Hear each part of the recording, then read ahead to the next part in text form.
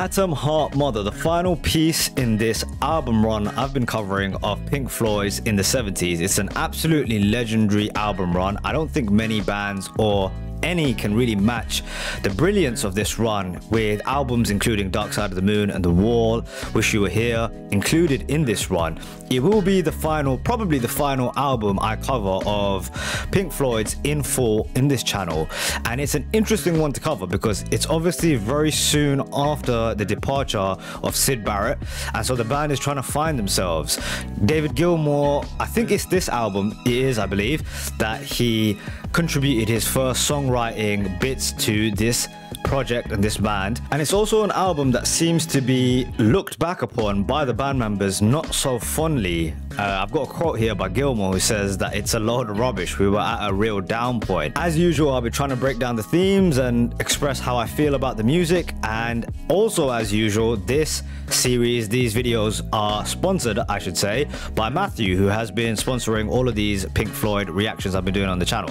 So other than that, let's get into the music. Here we go. Atom Heart Mother, this is the title track of the album. This actually has a link with Stanley Kubrick, who wanted to use this track in his film A Clockwork Orange. The group actually refused permission for Stanley to use it because he said he wanted to cut up the tracks, and that wasn't sitting well with the band. Now, this band has had some other connections to Stanley Kubrick, including the idea that the song Echoes linked up with his film 2001: A Space Odyssey, which it didn't really, but it was a cool video. I've actually covered that on this album, so they've got this kind of weird link with Stanley. Regardless, let's check out the music. Here we go. This is a long one. This is Atom Heart Mother.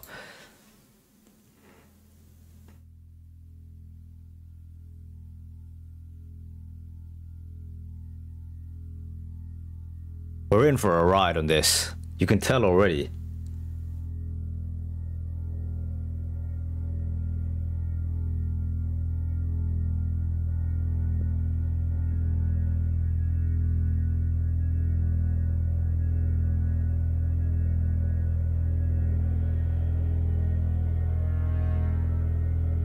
As with a lot of their music, it's got a mysterious, unknown element to it.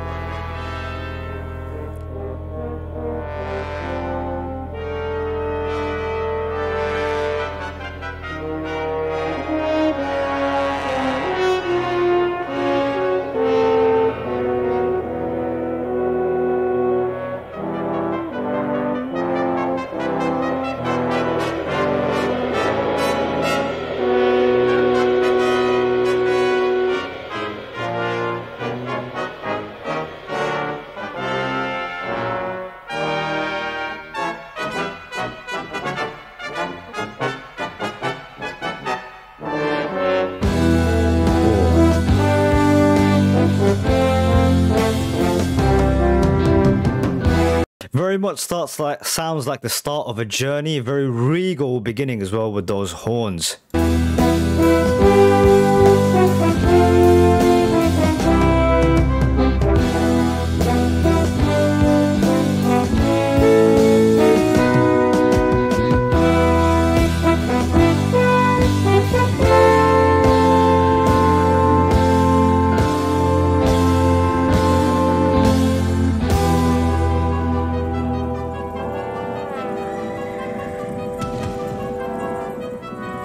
Trying to catch all the references that they have, the audio references they have. So it sounds like a cart with obviously horses or something pulling it, and you can hear the kind of chains moving along as well with it.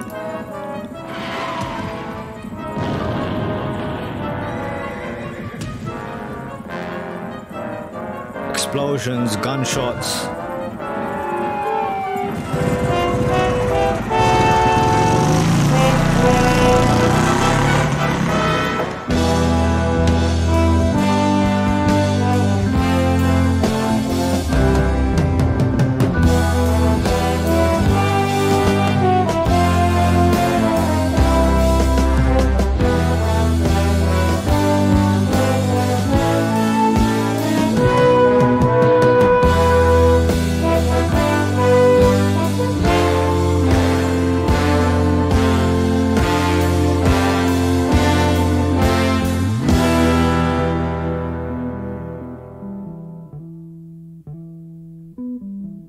That sounds so cool.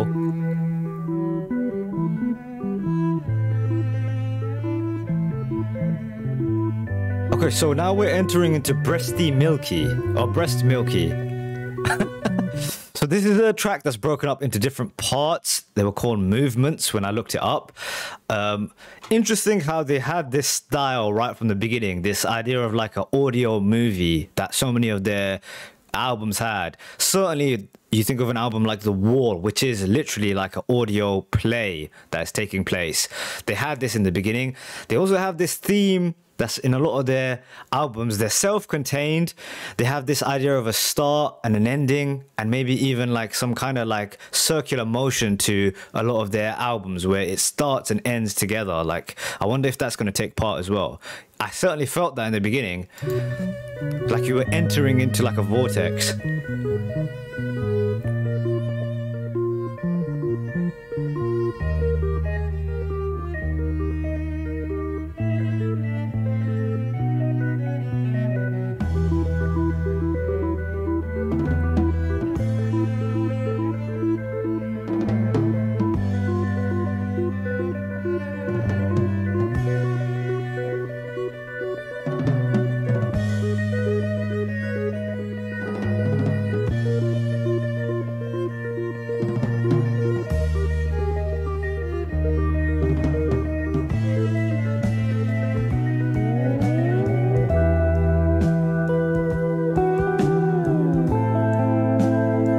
Gilmore guitar, it has an immediate feeling that it kind of gives you. That Gilmore guitar, man, I've always said it's like attached to his soul, man.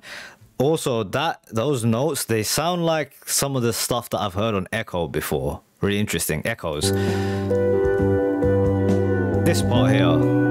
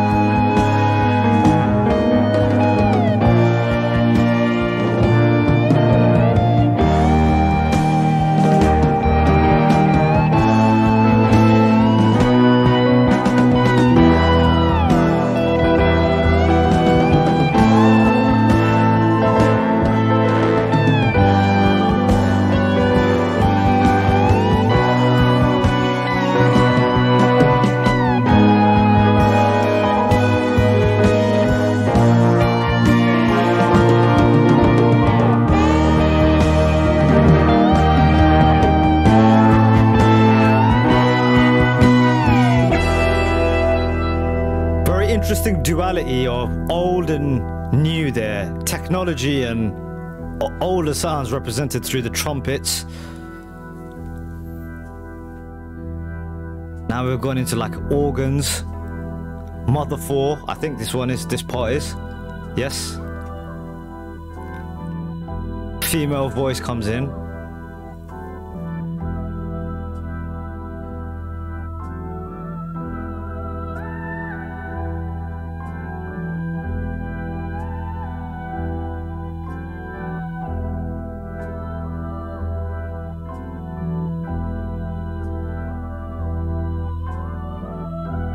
Interesting. The vocals give it a kind of spiritual vibe to it. Maybe thus the name Mother 4.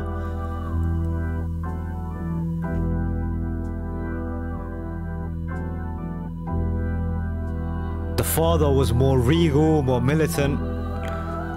The mother softer.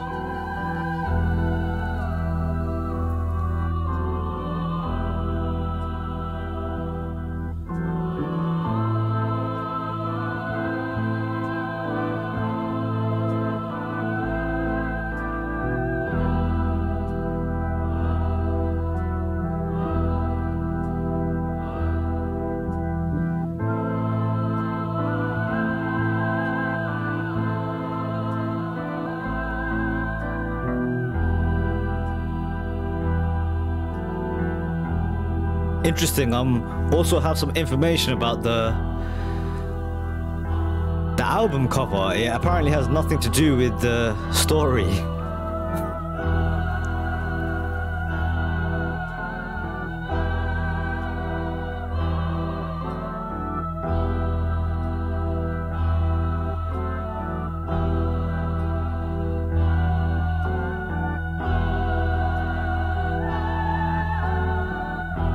It's building, it's building.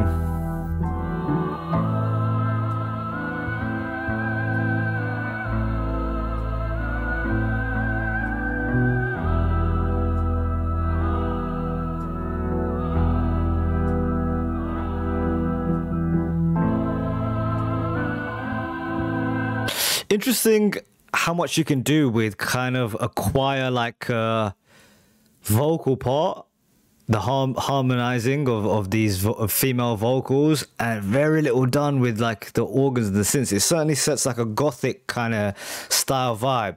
So I'm trying to understand what the track is about, or like maybe what they were trying to do. I don't think it's necessarily about something. We're like transported to different places. We were in Britain, now it feels like we're in Germany, you know, and those grand churches on a dark night.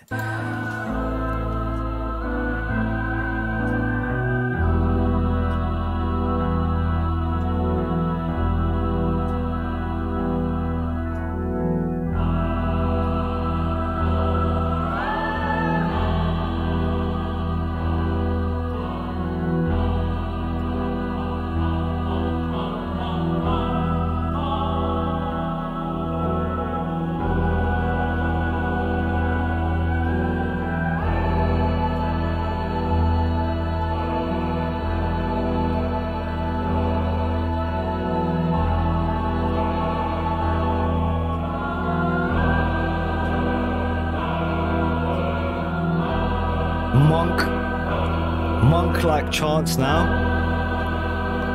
Very gothic.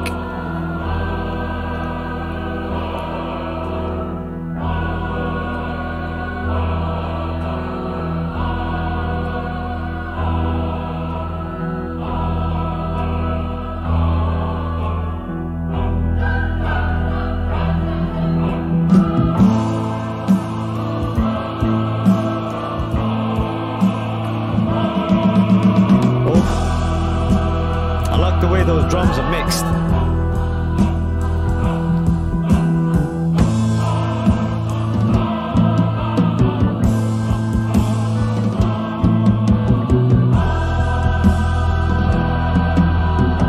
Ooh.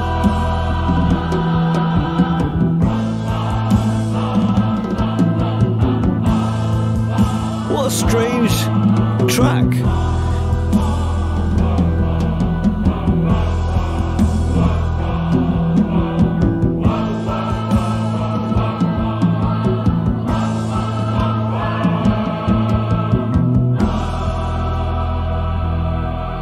Who would have thought that the people who made Shine On You Crazy Diamond also made this? Would you put those two together? Maybe not. I wouldn't. Very experimental song. Still the same track. It's changed once again. So this one's called Funky Dung. That's that bass line. Do do do do do do do.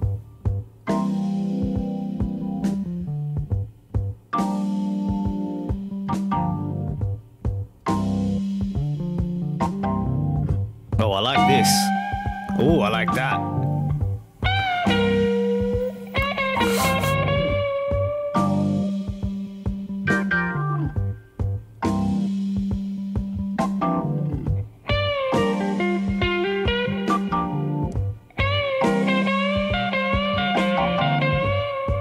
Oh, Lord.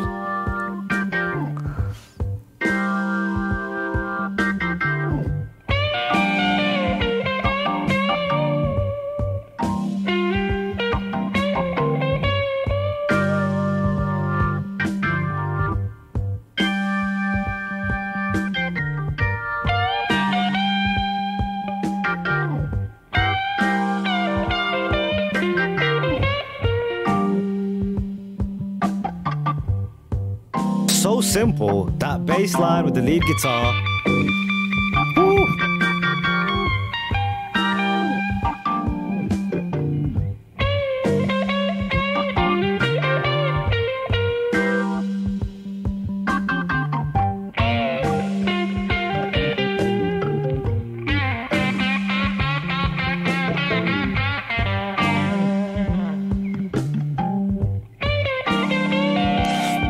I don't know about you guys. I hear it kind of goes against what I said. Well, like, would you have chosen this band to go and make a track like Shine On You Crazy Diamond? Especially that last kind of crazy chanty track, very gothic vibes.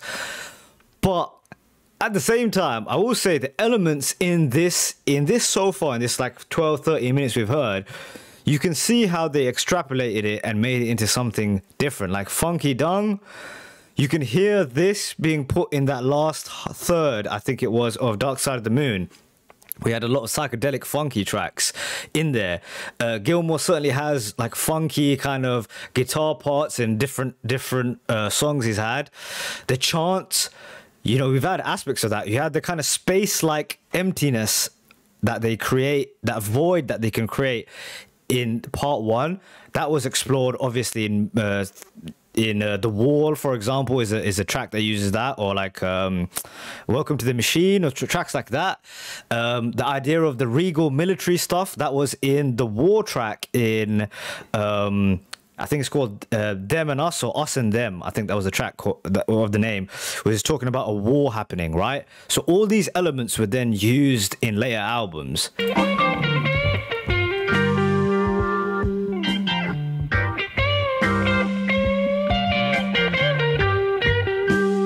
I like how the organs and the guitar are dancing. Check that out.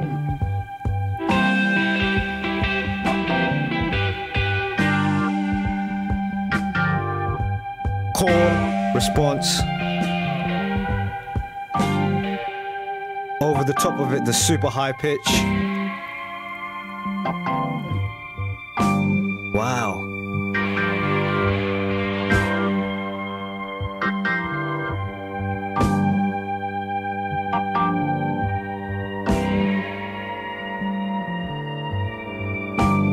They make such experimental music. It's crazy that this is the best-selling band of all time. Like, how did that happen?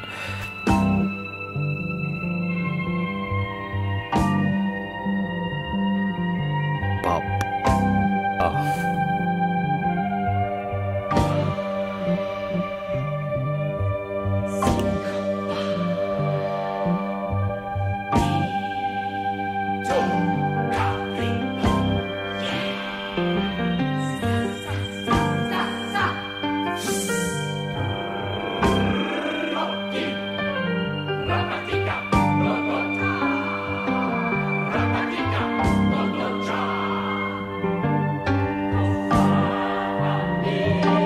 Italian, maybe Italian operatic kind of vocals.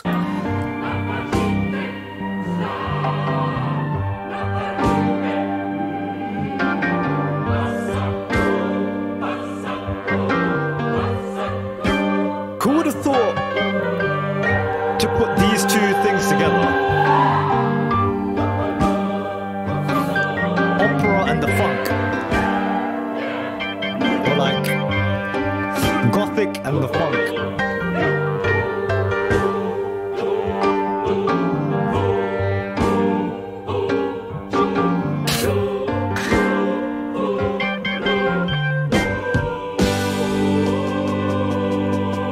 It somehow works.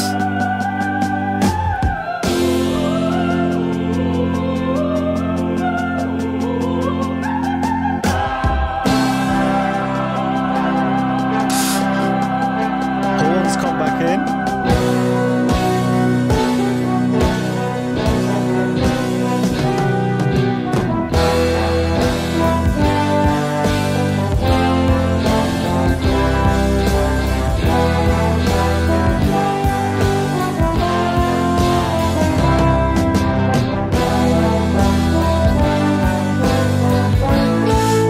parts of this thing that sounds like it's an old Western. Parts of it sounds like it's like a kind of a Germanic church song, a funky track. It is really all over the place. So I've literally never heard anything like this, not even close.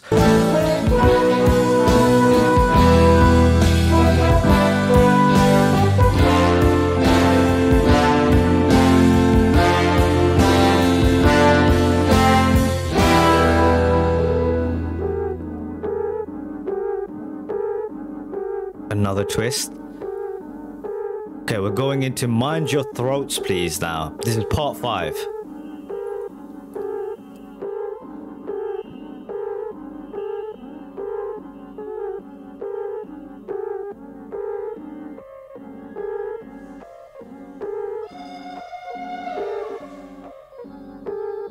This is the scary part of it, I think. What are those noises?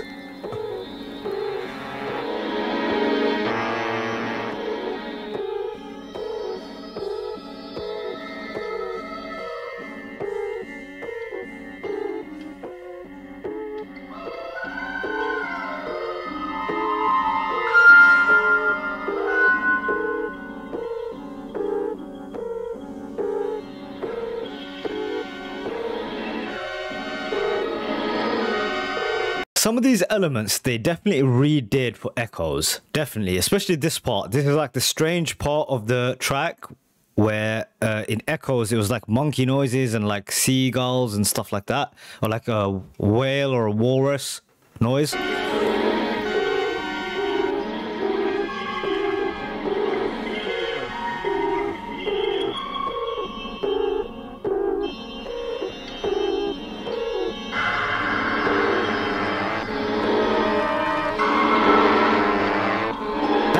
We've heard before in Echoes.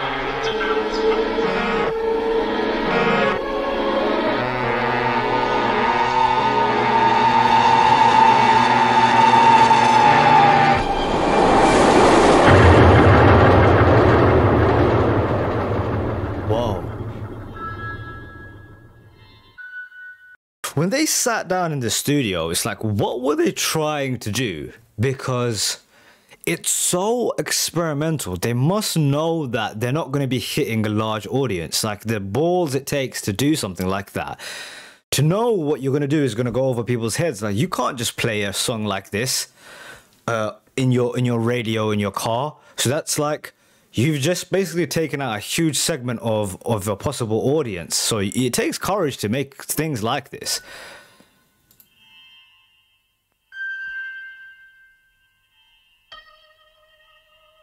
Definitely heard that before.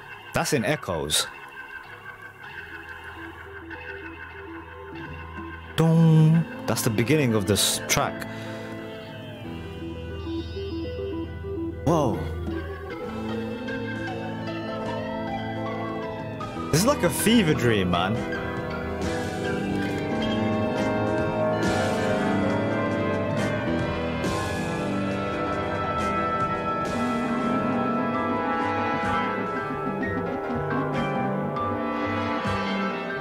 It's as if they had like a time machine.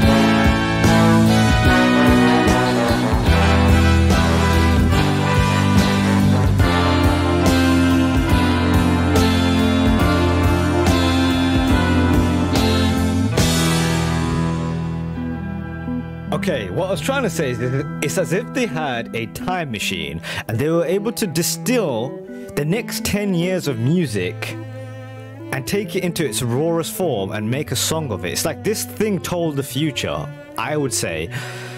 Every element of Pink Floyd is in this track.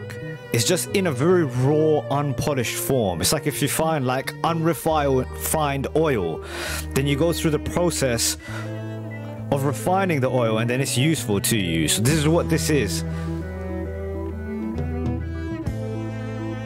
They've just not refined it yet.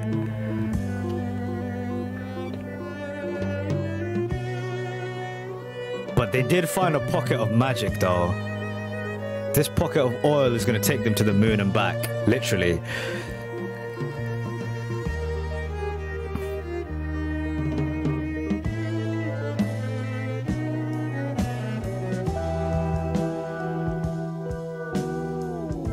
Look, these elements have been explored later on, right? This bit of the song. It's like they predicted what they were going to do.